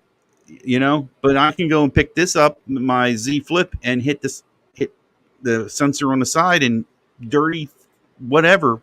I have Oh no yeah, problem yeah. with it too. And you're right. When I've used the fingerprint on the Pixel 6 Pro, yeah, when But my it seems fingers like to get me somewhat damp, right, it does be a I problem. have to literally clean the area going forward. If I don't do it, it's still going to get a little. It's going to get a little cranky. Brian says he's seen Pixels bug out in person. I haven't seen that Mm, at all. no, so So anyway, but I I just didn't want still to think because they need to get away from the Exynos chip. That's just my opinion. yeah, you know, it was the cheap way out. Of course it was. We were all fed up, believe that some secret dark room in Google land. They came out and they have their own people making these chips, and silly me, that's what I believed in. And turns out they outsourced it. In so many words, they they're outsourced it. getting closer and closer to Samsung. Now, in Samsung's defense, for 2 years at least now, the Exynos chip in their phones has gotten a little bit better, at least when you hear from people over in Europe. But hmm every year, whenever they come out with a new phone, some YouTuber over in England is comparing the Exynos version and the Snapdragon version. And even though it gets closer, like this year, it was pretty close, but the Snapdragon version always wins every single time. But I think Samsung's getting better with it. Man, I see Gary's comment about the screen protector, and I did get the really expensive one from Google. Okay. I think it was the OtterBox one. It was Right. more of a film, and yes, that changed everything. I will say Okay. that I had a glass one on it, a regular screen glass protector. What? Simply could not use. Not a Whitestone dome? Nope, nope. I had a Okay. glass one on, and then I switched this. It was really expensive because you only could get it from Google. And See, yes, it did change, but Brian's saying you ain't buying no $50 screen protector. Now, I, I at can that speak. time, I think this thing was like $30 or $40 after spending already 15 or so Okay, yeah, on and I regular remember you did glass a ones. video on it. Yeah, yeah, yeah. And now I I have just did it no now. expertise here because I never ever use screen protectors. Period. You know, the other thing is I turned on where it's always unlocked while I'm around because it picks up my watch. Right. So that's another thing. I guess I've been cheating all along. So I can't Yeah. say it's been great because I found once I got my watch and Yeah. turn on smart lock, I think they call Yeah. it, right? Yeah. So Wait a minute.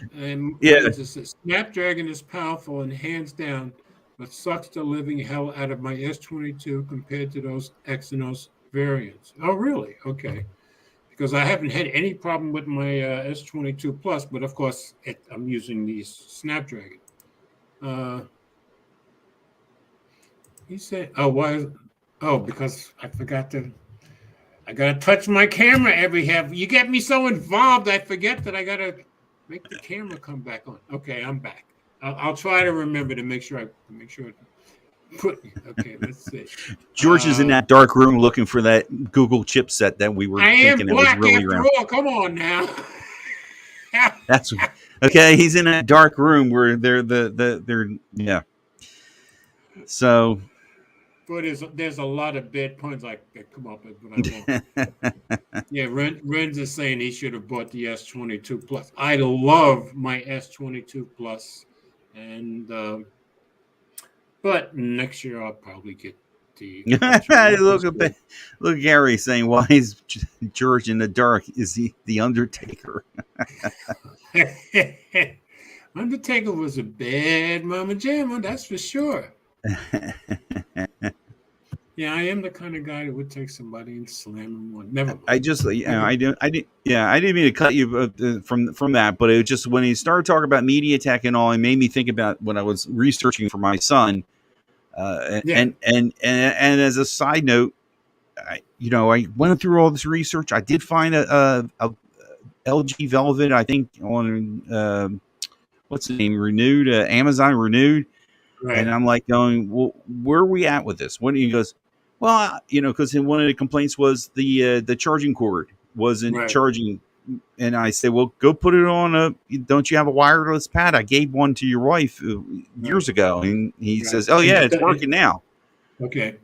And what if I were you, I would do two things. Mm-hmm. I would check on YouTube, see who's doing comparisons, I guess especially gaming if you're into gaming, between the Velvet and the G8X.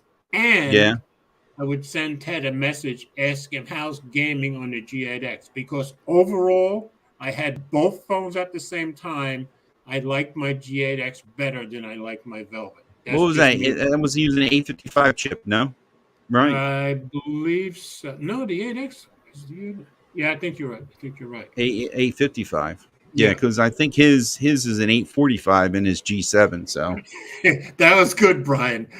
He said his finishing move is the Jersey Pimp slap. That's good, Brian. I like that one. Anyway, yeah. So I always liked my 8X, which I sold to Don in Oklahoma, better than I like my Velvet. So I would do some checking around that way. If you find that the 8X is as good as the Velvet, I would definitely recommend the 8X. He mentioned to me, I think one of the things is the headphone jack with him. Okay. He goes, I guess I'm going to have to get some earbuds or something like that. We got talking about the headphone jack. I don't remember. Yeah, well, see, he got a new work phone. They gave him a Samsung A32. Okay. The whole company switched from, I think, Verizon to T-Mobile, so it was a company-wide thing, and so he's got a little taste of what's out there, Right. So So he knows what he could be in for, but Right. he knows he didn't want to give it up. He's actually right down to this point where he's charging. He says, "Oh, it's working fine now, Dad. I just got to put it on that charger and I'll be okay." I'm like, I will "Okay, still do a little investigating. Wait, yeah, yeah." Ren says my X22's battery life is on par with my Pixel 4a. I just carry the S22 for the dual SIM, but I still love the Pixel phones because no bloatware apps. Mm-hmm. That's true. Mm-hmm. That's true. Mm-hmm. Very true on that. Yep. Okay. All right. I don't think I need to read the rest of the story, Yeah. but we've made the point. So their point is should Google start using MediaTek chips instead of, and like I say, in Samsung's defense, I think the Exynos does keep getting better, so I think they may work out okay. Ren, stop it. Oh, I've never had. Brass knuckles. George will use the brass knuckles if he had. The funny thing is, that's one of the few, being raised with the kind of guys I was raised with. That's one of the few things I've never had is brass knuckles. I've had just about everything else, well, except guns. Gary got a lizard under that head. If there was a lizard walking around on my head, you'd know about it. I guarantee you that. Okay, moving on. Next story. You guys crack me up. It's always so much better when you're here, Mike. Just wanted you to know. Oh, no. What we got? That popped into my head. Nobody does it better. That was James Bond, wasn't it? I'm not singing that to you. I guarantee you that. That was James. That was James Bond, right? Yeah, and that was Carly Simon that sang it. Mm-hmm. Okay, I'm going to share screen. All right, you want to read this one? What we got going on? We got the phone you wanted me to bring up that Jerry wrote the article about. The Marina One phone. Is that how you pronounce it? Thank you. Yeah, that one was easy. Yeah. I mean, I saw that and I saw I read some of this stuff here, and I'm like, oh, well, this is interesting, especially from Jerry. He's there's Ted. You could have come in here, Ted. Ted, let Ted. Mike know if the G8X is good for gaming, because I'm recommending the G8X over the Velvet, which I had both. But you let him know what you think. Now, just so you know, Ren is saying, hey, Ted. Let's see. Wait, what's Ren saying here? The eSIM is not a thing here yet, but Philippines might maybe next. Okay, they're talking about eSIM, which is the next story after this one. You guys should know that Mike and I, like most people, both highly respect Jerry Hildebrand from Android Central, and he wrote this story about this phone, and Mike suggested it'd be a good one to have for this week's show. So that's why it's in here, and of course, we all have very. It was interesting about how I was understanding. So Marina One phone, real Android phone, at an affordable price. This was on Android Central, of course. Go ahead. He puts in here, Marina One is pure Android, not pure Google. Exactly. Which is interesting take, because I've been hearing a lot of people make reference to the Pixel phone isn't really all Androids, more Google. Okay, and that's where Jerry would make that big distinction, because he used to program apps, for a living. Okay. All right, I'm going to read a view. Okay. Right, I don't have the screen in front of me. Okay. So the Marina One is pure Android, not pure Google, from Mr. Jerry Hildebrand. This is why Android is important. The developers behind now this is something the EOS operating system. I never even heard of it. I seen it once in a blue moon, but anyway, operating system have been around for a while. For the past 5 years, you've been able to use the software on a handful of commercially available Android phones like the Galaxy, but them with software already installed. Even buy them. buy them. Thank you for the software already installed if you weren't up to doing it yourself. But now the E Foundation has a phone of its own, the Marina. Well, how do you pronounce that again? Murena. Marina One. I've been using it for a few weeks, and I have to say this is everything I love about Android in one package. I just realized, why doesn't he just buy the phone and just turn it in his Samsung phone? I think he's got a flip or whatever. I know last I heard Jerry said he had a Samsung phone and just use that as his daily. He probably, knowing Jerry, he probably does use Yeah, it as his daily. it's probably not the phone for everyone, or even the most for most people, but it is a showcase of why open source software like a lot of Android is cool, and how you can have a smartphone that respects your privacy. Which that was the thing. I guess that was the big thing there with that. That's always his big deal. Mhm. This isn't a regular review because this isn't just a regular Android phone. This is something different for a phone that is different. Yeah, I would drop down below the phone Okay, hardware. I now just realized if Jerry's doing a review, now we got a little glimpse into what his desk looks like in that picture there with the phone. If you had ever met Jerry, that's kind of what I would expect. He's like that when you meet him in person. You know. Yeah. So this isn't a phone for spec junkies. It is even it ain't even pretending to be one. It is a phone with a modest hardware and equally modest price of $379, which is surprising. Yeah, it's tall for an Android phone, coming in at 6 inches tall and 3-inch wide, and it has a 3.53-inch LCD around the front. And here's the full specs. If you listen to Jerry on Android Central for years, week after week on Android, Jerry has always said he doesn't believe any phone should cost more than $500. So of course he loves that price. Okay. Got you. Okay. So it goes over the specs. I'm not going to really read the specs. I'm surprised it's got 128 gigs, which is nice. Yeah. The battery's decent size, 4,500. And at 379, that's saying something. And the camera sizes, the sensor sizes are fine. The phone is carrier unlocked and has dual SIM support. So there you go, friends. Or has an SD card slot. Pick one. But it offers no 5G connectivity. It uses on the T-Mobile network here in the U.S. and it connects like any other LTE phone I've used. You'll find a fingerprint reader along the side, like where we've seen on other phones, and works well.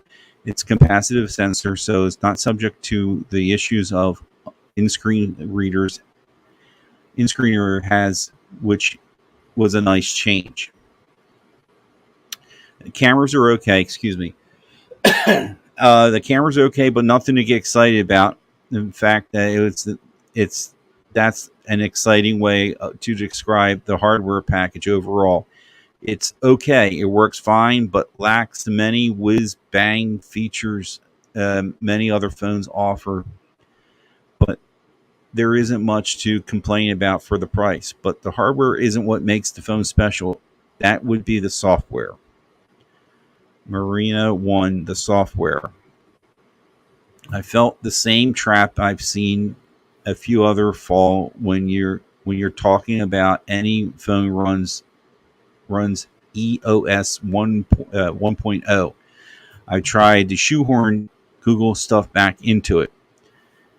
It's worth noting you can still definitely do that with support of the Micro G project, a slimmed down version of Google proprietary additions to Android. You'll have to have apps like Gmail, Google Photos, and or Maps running through the App Lab store. It works on the most part, and you'll find almost every app you would want to find in the real Google Play Store. I had to But this, look up Micro G Project, and it's basically a forked version of Android. Mhm. Okay. But if you do this, just know you'll have a better experience buying a regular Android phone and decide to wipe the device, scrap all the words and I'll written and start over and what I had versus trying to add more Google to a plain Android. I'm really glad I did. It allowed me to focus on the things the E Foundation gets right when knowing that the things missing were just a quick install away if I needed them. Spoiler, I didn't.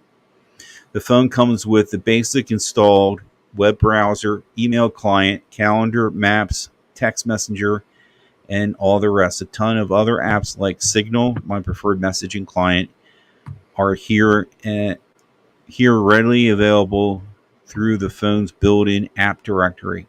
Of course, you can get access to third-party apps like the F-Droid, third-party app store like F-Droid if that's how you want to get your apps.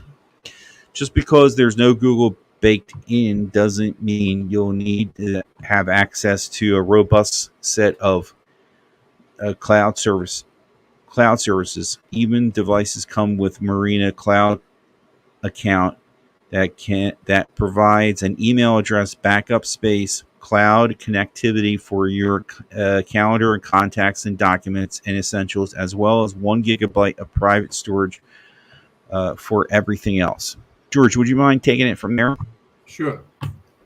The biggest difference, though, between the Marina One and every other commercially available phone running Android is inside the Settings app.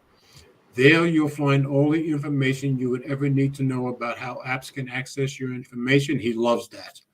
How they can track you, and even how you can provide a fake location for the pesky apps that demand one. Yeah, he's a security nut. You will never find this with any phone that uses Google services out of the box. I imagine much of it is a direct violation of the GMS agreement between Google and phone makers that allows the latter to include all the googly bits without paying. It's also a very good thing that should be on every single Android phone. Yeah, I'm sure part of the agreements with these manufacturers is they can have access to this stuff.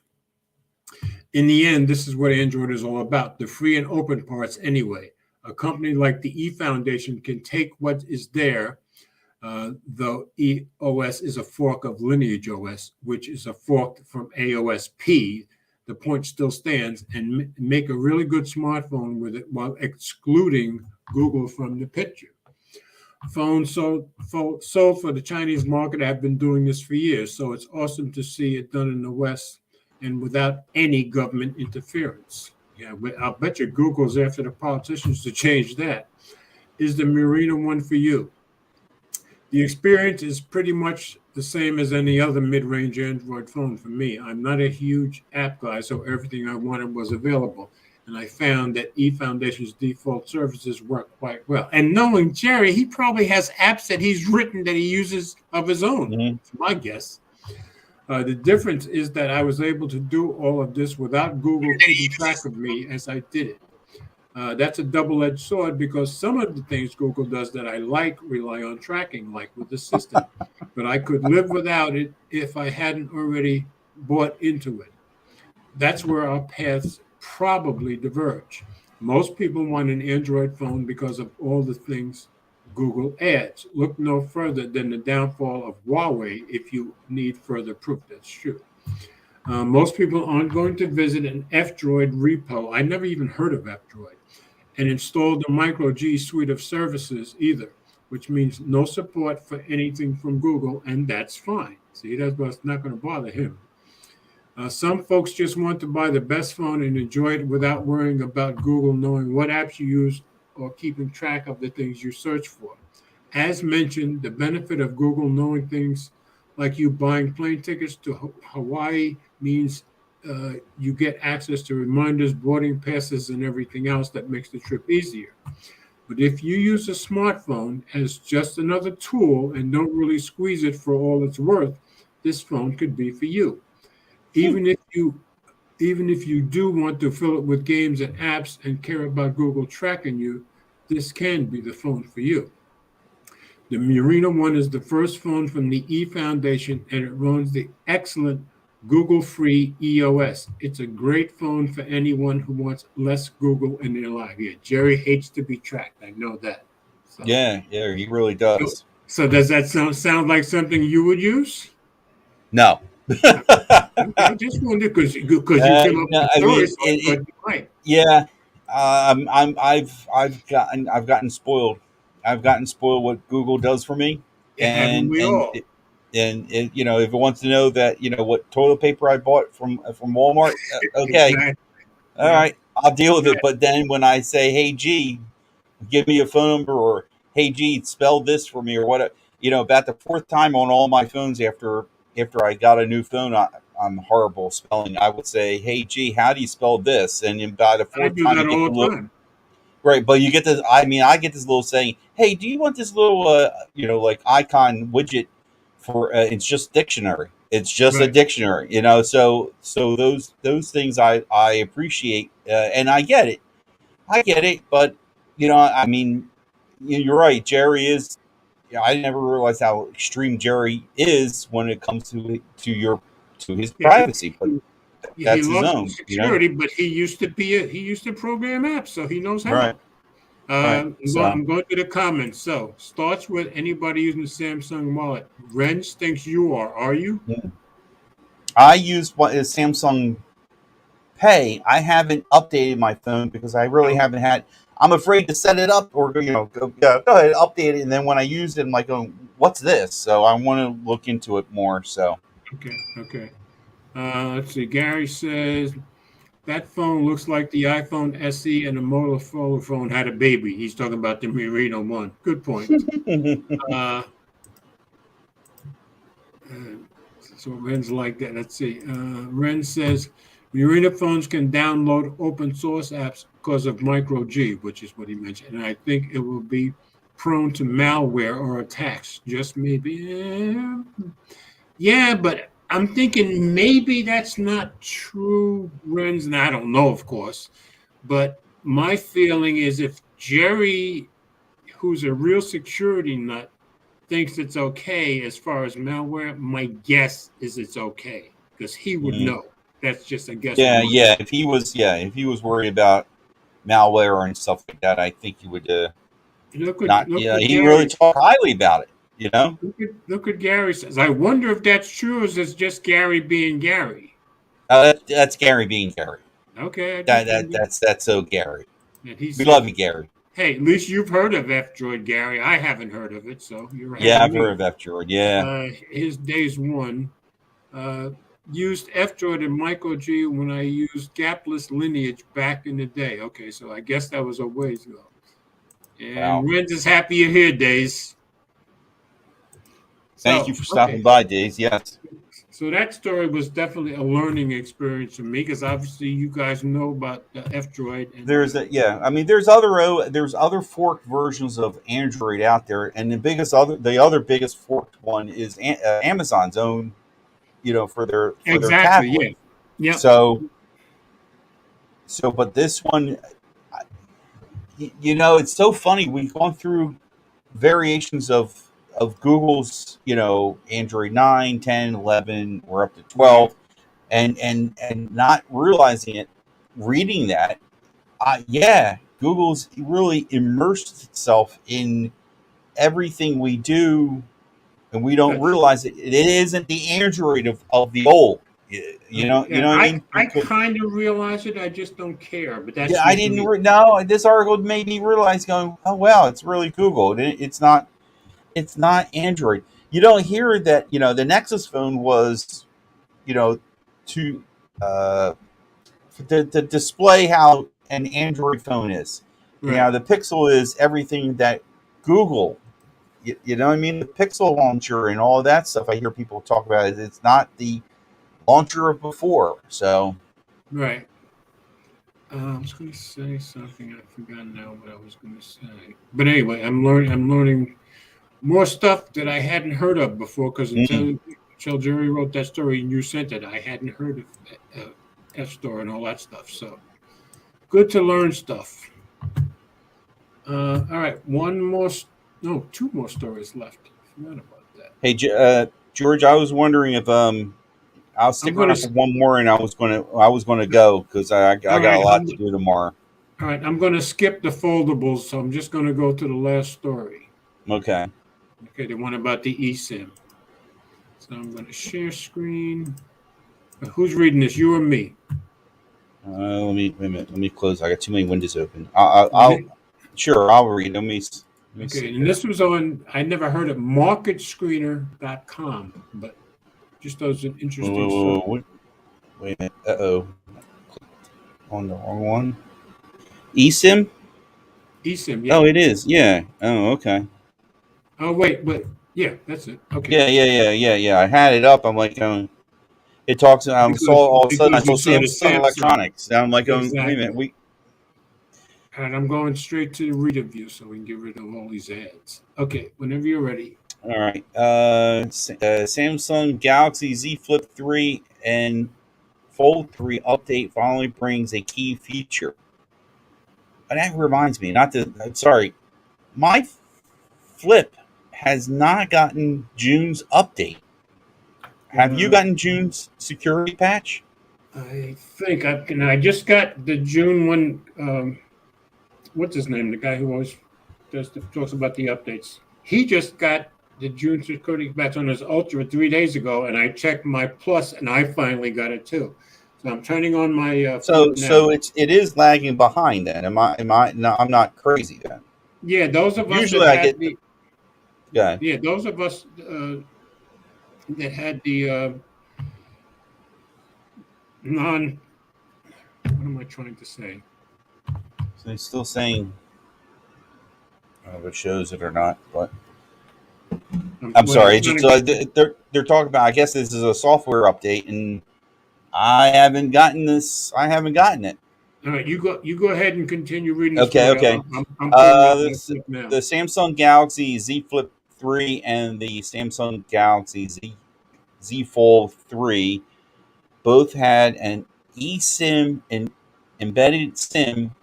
Yet yet in the U.S. they so far haven't been able to make use of it. That changed now, though. When was this released? On the 21st. Okay. In a new software update, eSIM support is being added, meaning that you'll be able to use the phone without a removable SIM card. More useful, this also brings support for dual SIM, dual standby, which means you'll be able to use both standby and removable SIM and eSIM running at the same time. So you can have two different numbers on the phone. Wow. Okay. Yeah. This could be handy if, for example, you want both work and personal numbers on the same device. Wow, that's pretty cool. Oh, The update also the update also adds camera improvements, including higher quality pictures when shooting with third-party social or camera apps, an auto framing feature for video mode, and some video call apps. And in case of the Samsung Galaxy Z Fold 3, there's also now support of the telephoto lens in Pro mode and improvements to the night portrait feature. Plus, the update includes stability and security improvements. Currently, this update is rolling out for T-Mobile and unlocked models of both phones, but is likely that will land at other carriers soon. So keep your eye out. Well, I haven't got my update, guys. Come on. Okay, you said you don't have you said you don't have the June update, right? No, I'm still on May. Okay. May's last one. So I do have the June update. So thanks, George. You made me feel great about myself. Thanks. well, you wanted me to check. uh, let's see here. I jumped. Many regions outside U.S. already support these phones, so there's no need to wait for this update to get that. The camera improvements are likely on the way globally. Analysis. So, what's good about eSIM? There are a few advantages to eSIM. For one thing, it takes less space than a traditional SIM card slot, so phones can either make marginal small or lighter than the space they're used. Oh, great! They're suggesting just like the headphone jack. No. What they're saying is if you use an eSIM, there's more room for you to put stuff inside the phone. Right? They're going to that they're suggesting that one day that there's going to be eSIM only. That's what I'm thinking. Hmm. And from everything I've read for a long time, it seems like everybody think that's a good thing. In the case of the Samsung's Z Flip 3 and the Galaxy Z Fold 3, there's a traditional slot too, of course, but this at least takes up less space than having two traditional slots. And eSIM is also theoretically makes it easier to switch networks, so you don't need to wait for a new physical SIM to be delivered, and multiple virtual SIM cards can be stored on the single eSIM, so you can have multiple numbers on your phone for different purposes. And that's Not. something that addresses something I was thinking. I was thinking about RENs and two different SIM slots, but of course you can Mhm. have virtual, so you're good. Okay. Not all smartphones have eSIM yet, and not all carriers support them, which is one of the reasons why the Galaxy Z Flip and the Z Fold also have traditional SIM card slots, but it's likely eSIM will eventually become the new standard. Even now, though, you can take you can get an Get. eSIM with numerous handsets, such as the Galaxy S22 and iPhone 13 lines. Yeah. So So. we're good. So yeah, sounds like it's going to replace everything, but it sounds like since you can have virtual SIM cards and you can switch between networks, then I would think Mhm. that's a good thing for everyone, wouldn't you? I You I'm sound weird. Right skeptical. now I can't comprehend. I know the concept. I understand it, but I get enjoyment taking the card out, putting it in the other phone. Call me weird. I don't know why, but it's like I have control on it. It's how I you was don't. gonna call you kinky. I What? What was you gonna gonna call call you me? kinky, kinky Oh, thank you, thank you. for enjoying taking the card out. Uh, so, but Uh, no, it's like I got to depend on somebody else. I guess is there a way? Nobody. I never experienced it. It's somebody I got to. Well, Will did it for a little bit yes, he with when he did. was Yeah, doing I Pixel, remember. but I think even now he's with when he's switched to Comcast or Xfinity, he Yeah. still has a physical card, which I'm surprised. I'm pretty sure he Phase does. one So. said last time I was behind on the Flip 3 up there turned out to be a big update. And now he says the amount of space it'll save is so minimal. I was kind of thinking that too, Yeah, that yeah. nothing will take advantage of that space. Oh, the Hmm. nothing phone? Oh, I couldn't resist. Oh man, I I don't I know. am so kind of upset that we're not getting the nothing phone in the US. Because You I, are? at we're not getting it in the US. Yeah, I know. You're upset that we're not getting it. Because at I that think. price, I was going to buy it just to have the first one, Why you but import it in, George? Just import I'm it not. in. No, I'm not going to import it in if I can't even use 5G in the US. No, not a Um, chance. but I think it's a good thing because they're going to make all the mistakes with the phone. They're going to see what they need to do, and then eventually they'll come to America. Well, yeah, that's what you're saying. You're thinking it's a good thing because it may eventually. Suppose they make enough money that they don't need American money, and which Hey, hey, some hey! It phones are starting happens. to Look, do. you just mentioned about some phones, Honor and Vivo. Is that how you? Exactly. They don't come Exactly. here. Xiaomi Right. don't come here. They Right. don't need us. They don't need the US. They Mhm. have China, they have India, they've got Europe. They can make plenty of money without us. Yeah, yeah, Look really. look look. Look at this. Renz is just as kinky as you are. I just love inserting my SIM in my other phones. Push in, pull out. All right, don't get nasty. But okay, you guys like that. Maybe I'm not so enamored with it because I have 3 phone lines of my own. I basically carry 2 phones with me, so I'm usually carrying 2 phone lines.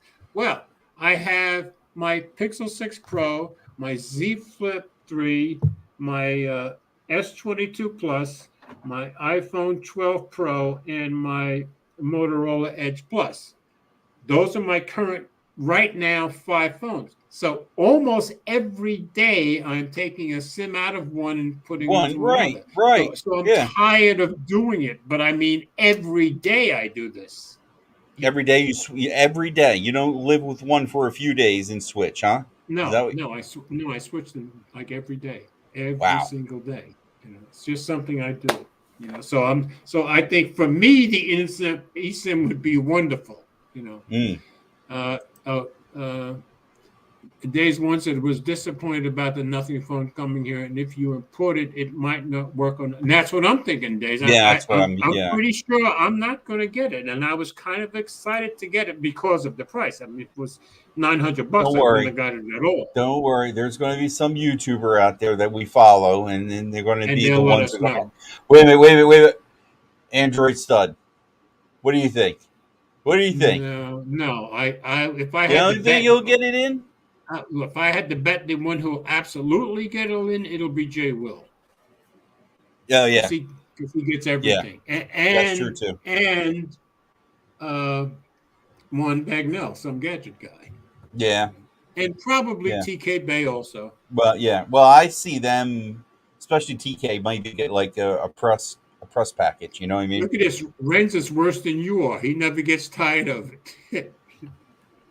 Well, Renz, you're a lot younger than me, I'm sure. Probably a whole lot younger. Yeah, since you're on little kids and I'm about to have my 4th great grandson. So yeah, you're a lot younger than me.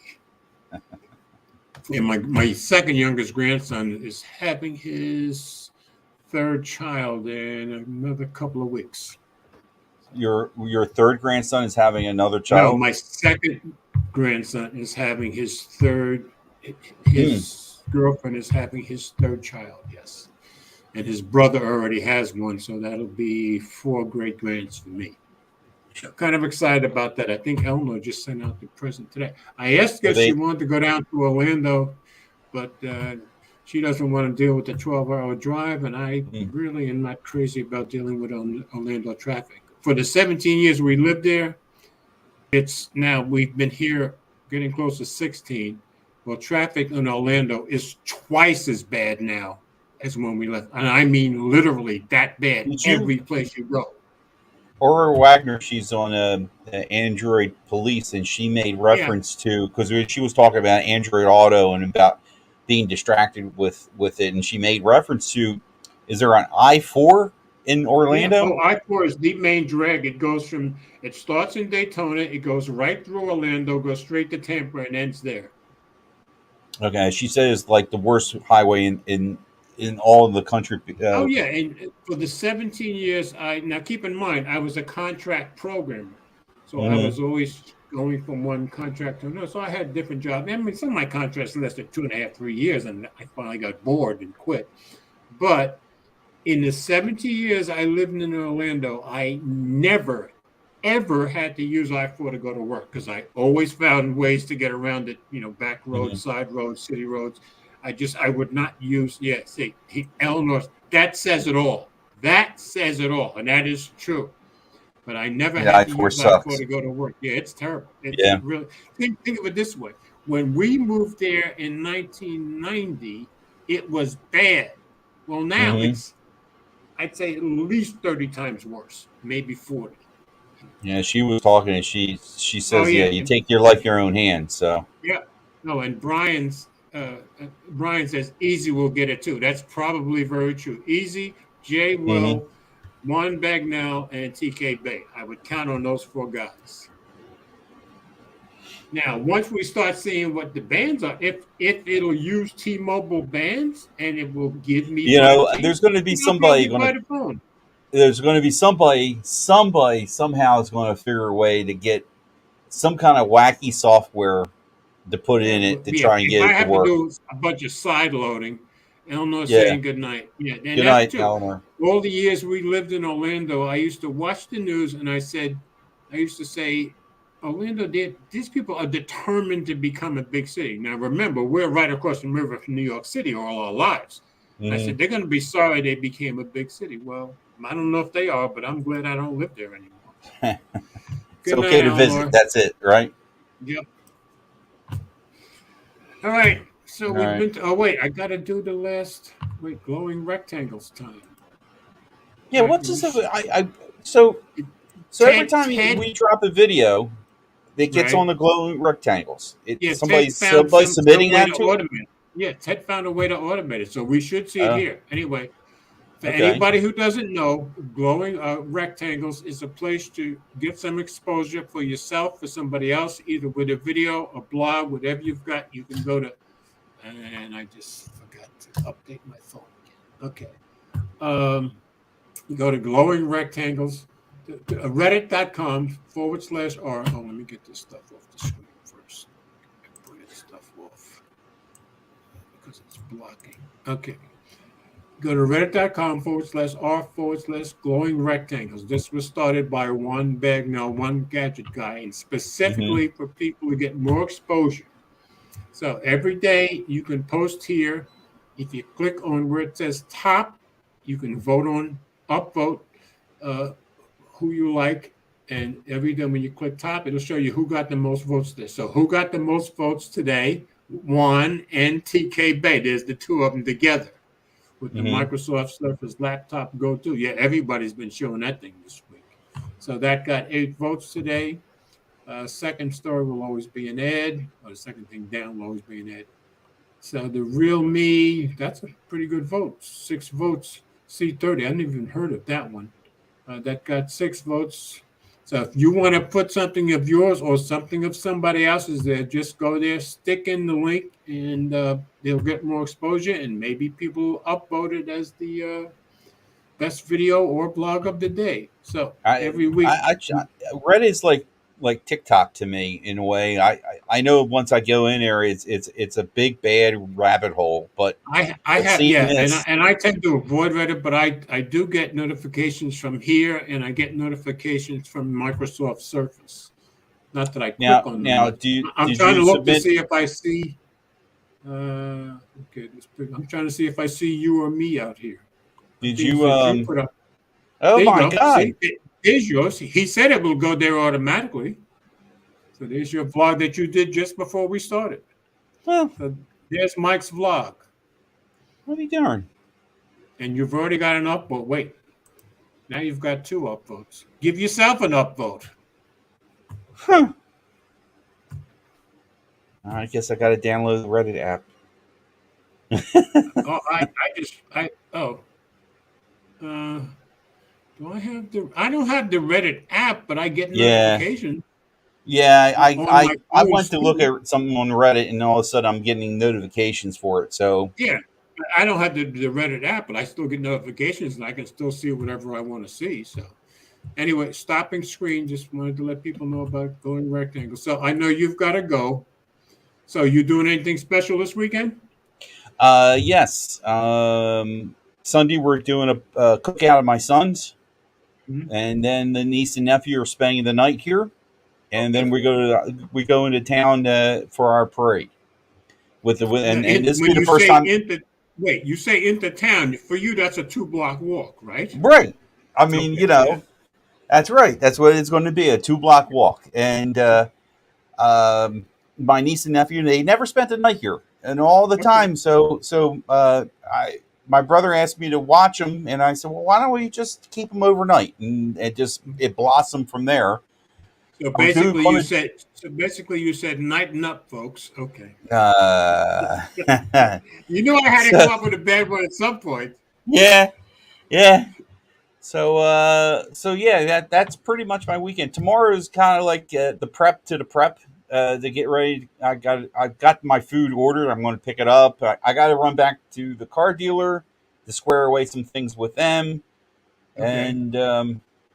and yeah, I know I might go with my sons and help him straighten up the place a little bit, the yard and all, wherever he need to try to help him out. Right. Well, see, we don't normally do anything, but I said, Mike on TikTok. You on TikTok, Mike? No, I'm not. I'm not. I'm on. Thank you, Renz. Yes, thank you, Renz. So Eleanor and I, normally, even when we were married or even now, we don't do anything special on the holidays. But she came up with a very good suggestion. Yeah. So What are you rather doing? than just go out to dinner tomorrow, we're going to go to Unclaimed Baggage. You heard of Unclaimed Baggage? Yeah. Okay, so that's about an hour and a half away in Alabama. Mm-hmm. And then about 4 or 5 years ago, we went to this really great, very authentic German restaurant in Huntsville, Alabama. So we're going to go there tomorrow too. So we'll be going to 2 different cities in Alabama. So Okay. that'll be a good day, and we're going to have a great German dinner. So that'll work out just right. On a side note, did you see my posting on Twitter? Who's calling me? It's my son. Hold on a sec. Okay. Hold on. Okay, say hi, everybody. You're on YouTube right now. Hi. Not really good timing to be on YouTube. Can you hold on 1 second? Oh boy. Let me go, George. All right. Have a good 4th. Enjoy the family. Everybody I have will. a blessed, happy 4th of July weekend. Stay safe. All right, you too. See you, everybody. All All right, bye. Good night, all. Have a wonderful, blessed weekend, and we will see you next week.